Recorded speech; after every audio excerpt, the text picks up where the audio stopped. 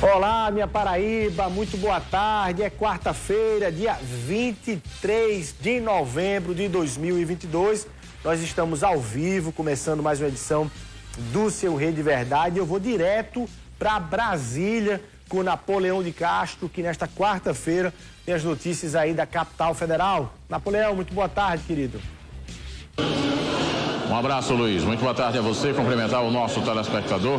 Prazer voltar aqui de Brasília nesta quarta-feira com as informações dos bastidores direto do Congresso Nacional. Olha, um grupo de parlamentares, Luiz, está apresentando uma convocação do ministro Alexandre de Moraes para vir a uma comissão geral no plenário Ulisses Guimarães. Quem está à frente dessa luta é o deputado do Nicolete, do União Brasil.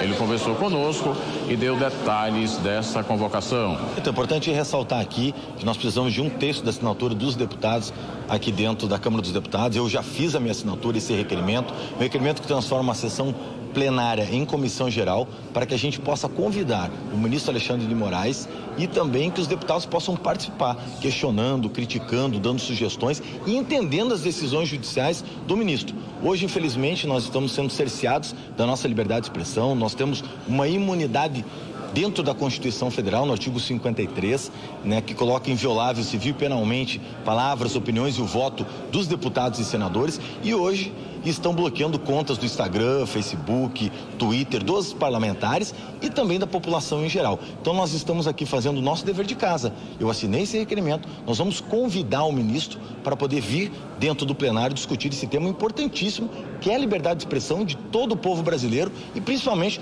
dos parlamentares que fazem o seu dever constitucional.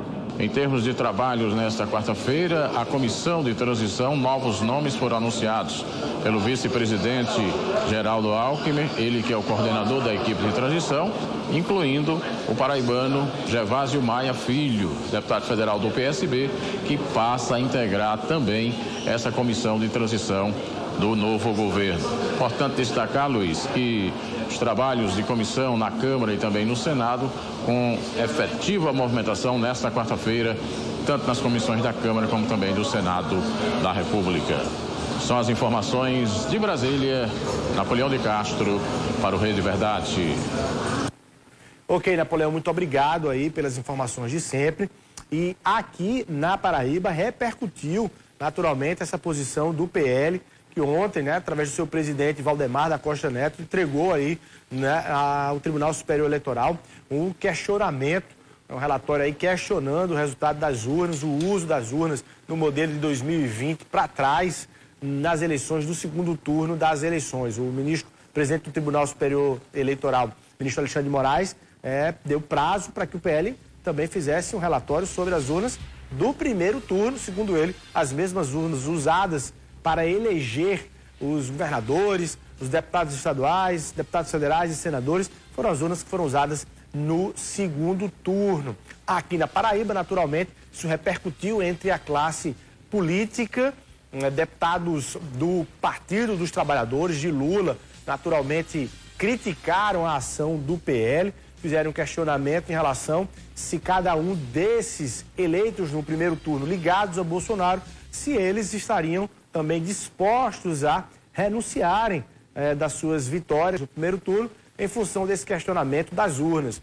O deputado Cabo Gilberto, que é da base bolsonarista, declarou que ele sim, ele abriria mão do mandato que garantiu no primeiro turno, ele que foi eleito para deputado federal e defendeu o questionamento feito pelo PL. Vamos acompanhar. Isso mostra a parcialidade do ministro Alexandre de Moraes, que é o ditador da toga, está rasgando a Constituição. Esse cidadão já deve ter sido afastado há bastante tempo. Infelizmente, o sistema de freios e contrapesos na República Federativa do Brasil não está funcionando. O Senado Federal, através do senhor Rodrigo Pacheco, é uma vergonha, não está cumprindo o artigo 52 da Constituição em afastar o ministro Alexandre de Moraes, que está rasgando vários artigos da nossa Constituição, como eu já venho falando há bastante tempo. Ele sequer leu a pedida do PL, o partido do presidente da República, sequer leu. Ele em 15 minutos já fez seu despacho. Mostra que é autoritário e ditador, porque lá na pedida do PL, na petição inicial, está também o relatório do primeiro turno. É uma vergonha o que o ministro está fazendo.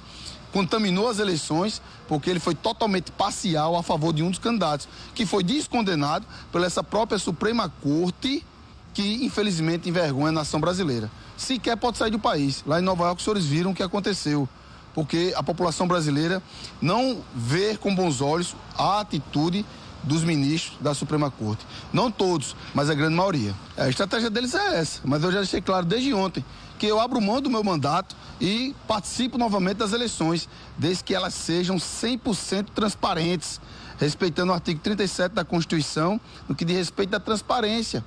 A eleição deveria ter 100% dos votos auditáveis, como determina a legislação lá de 2015, que a presidente Dilma vetou e o Congresso derrubou. O STF foi lá e interferiu novamente no Legislativo. Já deveria ter acontecido isso e nós estamos falando há bastante tempo. As eleições brasileiras não são 100% transparentes. Deveria ter contagem pública dos votos. É a democracia que está em jogo. Esse sistema brasileiro só existe aqui em mais 2 países. A maior nação do mundo é os Estados Unidos, e até um dia desses estavam contando os votos. Na Alemanha, que é a maior nação da Europa, foi anulada as eleições. Então, o sistema brasileiro é perfeito? Não. Precisa ser melhorado. E como está essa melhora? Está lá na lei que determinava contagem pública dos votos, voto impresso auditável, para não ter questionamentos. Tá aí, posição do deputado Cabo Gilberto.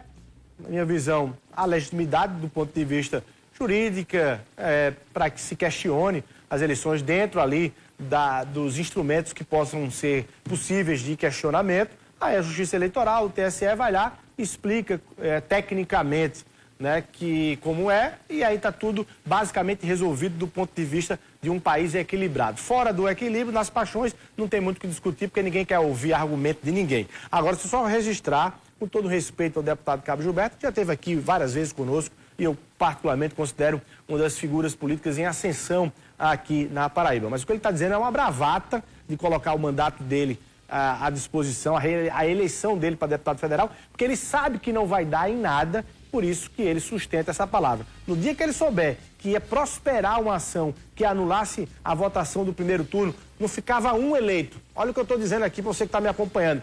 Um eleito não ficaria a favor dessa decisão do PL. Governador eleito de São Paulo, Tarcísio Freitas, governador eleito de Minas Gerais, o Zema, o senador Sérgio Moro, nenhum, nem o filho do presidente que foi eleito ficaria à vontade de abrir mão da vitória que teve no primeiro turno. Então vamos deixar de histórias da carochinha dentro desse debate, ok?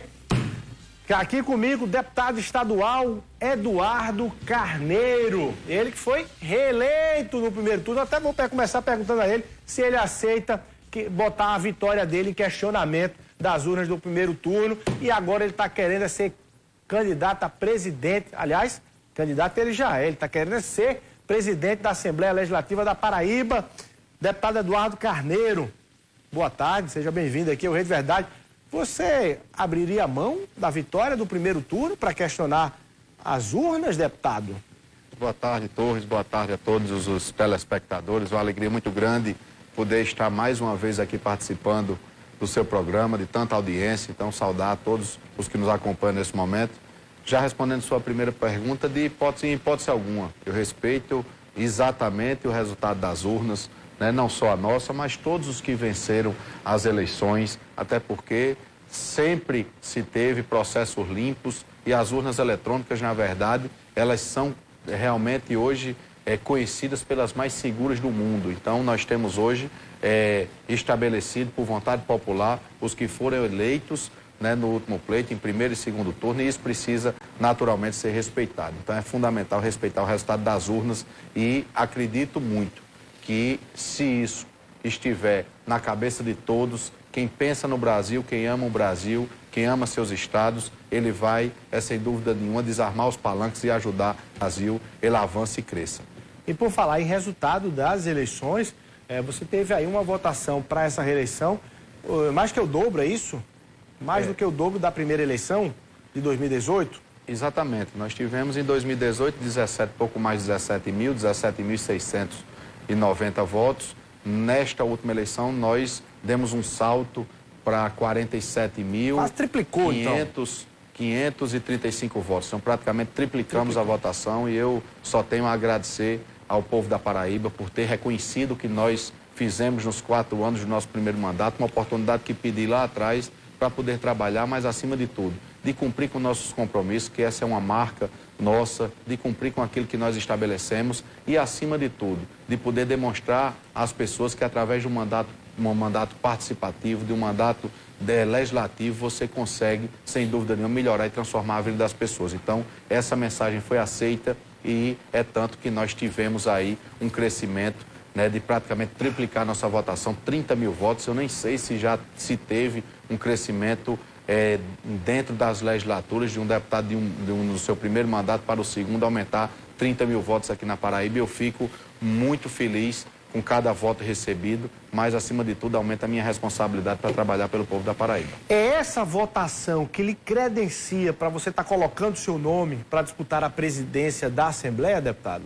Não, Luiz, na verdade, hoje, o que nos credencia a estar nessa disputa é exatamente um sentimento que surge, que nasce dentro do poder. Um sentimento de alternância de poder, de oxigenação do poder legislativo, de poder reestabelecer a democracia no poder, porque não é votação. Hoje, todos os 36 deputados eleitos, eles são aptos, têm legitimidade e precisam ser respeitadas as suas candidaturas, porque todos podem disputar dentro desse colegiado. Então, independente de votação, de idade, de experiência, de primeiro mandato, de 10º mandato, isso não importa. O que hoje realmente nos credencia a poder estar colocando a nossa candidatura a presidente da Assembleia é exatamente um sentimento de renovação, um sentimento de uma Assembleia transparente, um sentimento de uma Assembleia que precisa hoje ter fora do seu controle, do controle único e exclusivamente do presidente, com mão de ferro, tirando atribuições de primeiro vice-presidente, de segundo vice-presidente, de primeiro secretário. Isso precisa ser realmente distribuído dentro da mesa diretora e distribuído entre os 36 deputados. Todos os 36 precisam participar da administração daquela casa. Todos estão ali, chancelados pela votação popular, para poder ajudar a conduzir os seus trabalhos. Então, é exatamente isso que nós estamos dialogando, conversando e, naturalmente, ter um equilíbrio de forças. Nós precisamos fortalecer os 36 deputados. Precisa existir uma equidade, que hoje não existe. Não existe isso não hoje? Existe isso hoje. Existe hoje, na realidade, como já disse, existe um poder que ele está concentrado única e exclusivamente na presidência da Assembleia, e é isso que, com muita transparência, com muita tranquilidade, com muita serenidade, nós estamos dialogando com os colegas e, por conta dessa postura que nós temos, primeiro, de termos uma marca de cumprimento de compromisso. Segundo, porque tudo que nós estamos fazendo, eu não tenho feito e dialogado entre 4 paredes com um deputado apenas. Tudo que nós dialogamos com o grupo que está hoje junto conosco, e todos são testemunhas daquilo que está sendo colocado, porque nós queremos uma Assembleia para todos e que possa ter um diálogo franco, aberto com os demais poderes, resguardando a governabilidade necessária ao governo eleito, o governo João Azevedo, e isso, sem dúvida nenhuma, tem sido tratado também com todos os deputados, e nós precisamos equilibrar as forças dentro do poder e, acima de tudo, poder, com muita transparência, fazer com que a Assembleia avance cada vez mais e atenda os anseios da população. Deputado, agora a gente se surpreendeu aqui, a gente que acompanha aí a política, e a notícia que a gente trouxe ontem aqui no Rede Verdade, inclusive, de que o presidente da Assembleia, Adriano Galdino, que já havia pactuado, inclusive anunciou aqui no Frente a Frente, segunda-feira aqui na TV Arapuã, ele disse: olha, eu não quero mais saber dos 2 primeiros anos, eu só quero disputar agora o segundo biênio. Então não vou precisar entrar mais na Justiça, não vou precisar mais apresentar PEC na Assembleia para garantir os 4 anos, para garantir os 2 biênios, porque eu só quero o segundo. Está aberta a temporada de eleição para o primeiro biênio. Mas ontem, a surpresa de chegar para a votação na Assembleia de uma PEC que garantiria que Adriano Galdino pudesse, terminando esse mandato, já emendar com a nova presidência. Como é que vocês receberam essa informação e se você acolhe e defende essa PEC aí do presidente? Como é que você classifica esse comportamento do presidente Adriano Galdino? De onde ele veio? Torres, na realidade, isso é quando nós falamos exatamente de restaurar a democracia do Poder Legislativo, é exatamente poder dar a condição da alternância de poder, de outros deputados participarem do pleito, de poderem imprimirem ali o seu modelo de gestão à frente daquele poder. Ele não combinou com vocês? Essa PEC, na verdade, nós recebemos com estranheza e, para muitos, fortalece, inclusive, esse sentimento que já existia de oxigenação no poder. Até porque eu julgo ser, e conversei com vários, ser extremamente antipático. Você já ter tido a oportunidade de conduzir um poder durante 3 mandatos, né? 3 biênios. Você agora criar uma condição através de uma PEC para você ficar mais 2, isso, no mínimo, é antipático para um poder que, diferentemente dos outros, vem tendo consecutivas reeleições. Porque, veja só, o Tribunal de Justiça você tem mais uma recondução, né? No Ministério Público, mais uma recondução.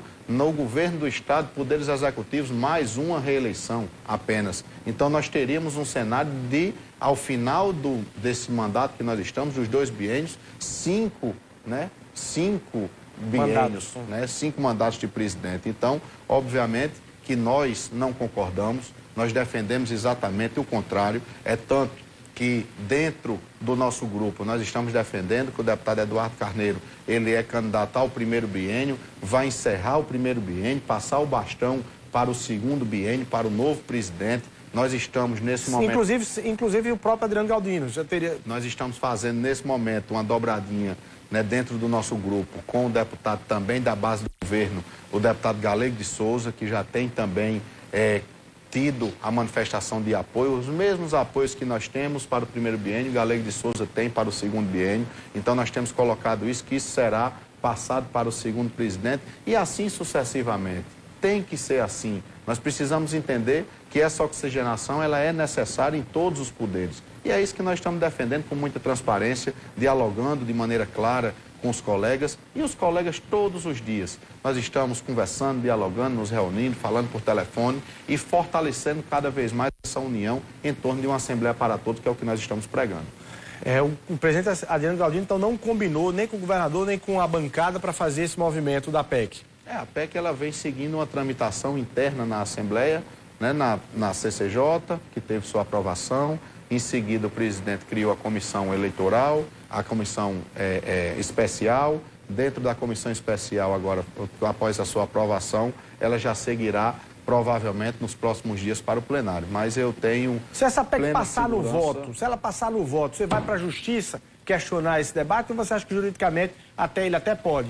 É uma possibilidade de irmos à Justiça, até porque decisões superiores já proíbem consecutivas reeleições nos poderes, inclusive com várias Assembleias Legislativas do Brasil. Então, essa é uma possibilidade. Mas nós acreditamos que, pelo sentimento hoje que existe na Assembleia, nós teremos aí essa PEC, ela não deverá passar exatamente por conta do sentimento que nós temos encontrado aqui junto aos deputados que têm dialogado conosco. Deputado, quantos votos, revela agora por Rede Verdade para quem está acompanhando a gente, quantos votos o senhor tem para essa sua pretensão de ser presidente da Assembleia no 1º biênio? Segura aí um minutinho, quem quiser ouvir sua resposta, a gente vai para o intervalo e volta daqui a pouquinho.